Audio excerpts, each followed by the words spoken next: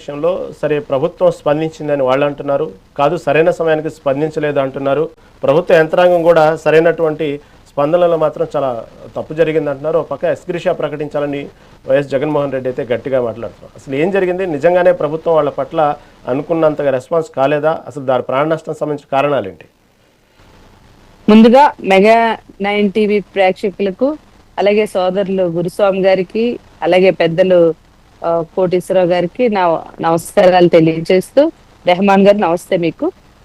ఈ రోజు జగన్మోహన్ రెడ్డి గారు మత్స్యకారులను పరామర్శించడానికి వచ్చిన తర్వాత ఆయన పరామర్శించి విషయాలన్నీ తెలుసుకొని విత్ ప్రూఫ్స్ తో ఆయన మీకు చూపించడం జరిగింది. ఎన్ని గంటలకి బోట్ మిస్ అయింది, ఎన్ని గంటలకి యంత్రాంగం స్పందించింది, ఎన్ని గంటలకి ప్రభుత్వం ఏ చర్యలు తీసుకుందనే విషయాన్ని ఆయన ప్రెస్ ముందున వచ్చి చెప్పడం జరిగింది. ఇప్పుడు సోదరులు మాట్లాడుతూ చెప్తా ఉన్నారు, ఇక వైసీపీ పార్టీకి అసలు గతంలో మత్స్యకారులకి చేసింది ఏమీ లేదు, మేము వచ్చిన తర్వాతే అప్పుడు ఉన్నటువంటి కాంపన్సేషన్స్ ఏవైతే ఉన్నాయో అవి కూడా మేము వచ్చిన తర్వాతే ఇచ్చాము అని చెప్పి సోదరులు మర్చిపోయినట్టున్నారు. మత్స్యకారులు వేరే దేశంలో ఇరుక్కుంటే జగన్మోహన్ రెడ్డి గారు ఒక వాళ్ళ పక్షా నుండి వచ్చే వరకు కూడా పోరాటం చేసి వాళ్ళు క్షేమంగా ఇళ్లకు తీర్చినటువంటి ఘనత ఎవరికైనా ఉందంటే అది వైఎస్ జగన్మోహన్ రెడ్డి గారికి.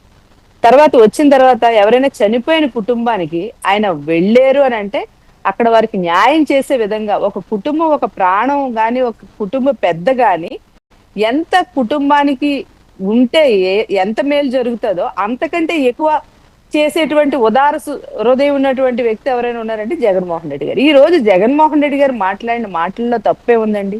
వీళ్ళు సమయానికి స్పందించలేదు, అది ప్రూఫ్స్ తో ఆయన చూపించారు. వాళ్ళు ఇచ్చిన రిపోర్ట్స్ ని బట్టే వాళ్ళు చుట్టుపక్కల ఉన్నటువంటి అధికారులు, వాళ్ళ యంత్రాంగం ఉన్నటువంటి వాళ్ళు ఇచ్చిన రిపోర్ట్స్ ని ఆయన ప్రూఫ్స్ పట్టుకొని ఈ రోజు అడగడం జరిగింది. వాళ్ళు వచ్చి ఒక 5 లక్షలు లేదంటే ఎంతో ఇచ్చేసేసి కంటి తుడుపు చేసుకున్నారు తప్ప ఈ లోకల్లో ఉన్నటువంటి లీడర్స్ ఎవరైనా వెళ్ళి పలకరించారా అని అన్నది ఆయన అడిగారు. దానికి వైసీపీ లీడర్స్ గాని ఆయనకి గాని అసలు ఎథిక్సే లేవు. మమ్మల్ని మా అభివృద్ధి చూసి, మా ఉత్సాహం, మా ప్రభుత్వం యొక్క పనితనం చూసి వీళ్ళు ఈర్ష్యపడి మాట్లాడుతున్నారు అనే విధంగా ఈ రోజు సోదరులు మాట్లాడుతున్నారు. గతంలో చూస్తే ఏ రాష్ట్రంలో అడిగినా చెప్తారట ఈ సీఎం గారి కోసం, నిజంగా చెప్తారు ఏ రాష్ట్రంలో అడిగినా. ఎందుకంటే ఎలక్షన్ ముందు ఉన్న మేనిఫెస్టో, ఎలక్షన్ తర్వాత ఎత్తేసే ముఖ్యమంత్రి ఎవరైనా ఉన్నారంటే మన నారా చంద్రబాబు నాయుడు గారు అనే విషయం ఎవరికైనా చెప్తారు. 14లో ఇచ్చినటువంటి హామీలు 19 వరకు అవి జరగవు, అది ఎత్తేస్తారు మేనిఫెస్టో.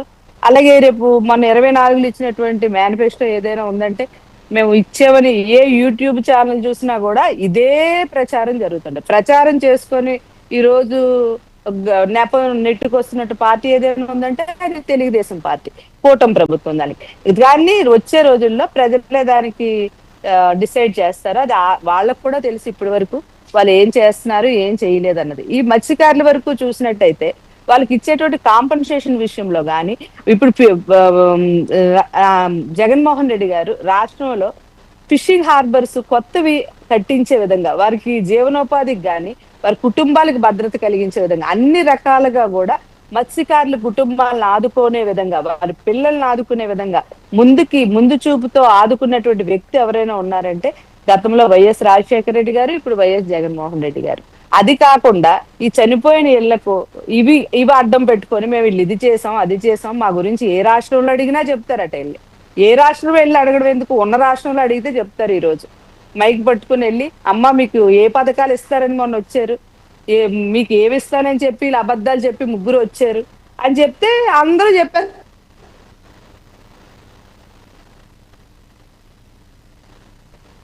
వాళ్ళు కూడా ఫస్ట్ ఎత్తేసి పార్టీ ఏదైనా ఉందంటే అది తెలుగుదేశం పార్టీ. ఏదైనా ఇచ్చిన మాట మీద నిలబడే పార్టీ ఉందంటే అది వైఎస్ఆర్ పార్టీ, వైఎస్ జగన్మోహన్ రెడ్డి గారు. ఈ రోజు ఆయన మాట్లాడిన మాటల్లో ఆ కుటుంబాలను ఆదరించారు. ఆయనకి మా పార్టీ నుంచి ఎంత వీలైందో అంతే ఆయన సహాయం కూడా అందించే విధంగా ఆయన చర్యలు తీసుకున్నారు. ఈ రోజు వాళ్ళు ప్రశ్నించారు కాబట్టి వీళ్ళకి బాధ కలుగుతుంది. లోకల్లో ఉన్న లీడర్స్ ఎవరైనా వెళ్ళారా?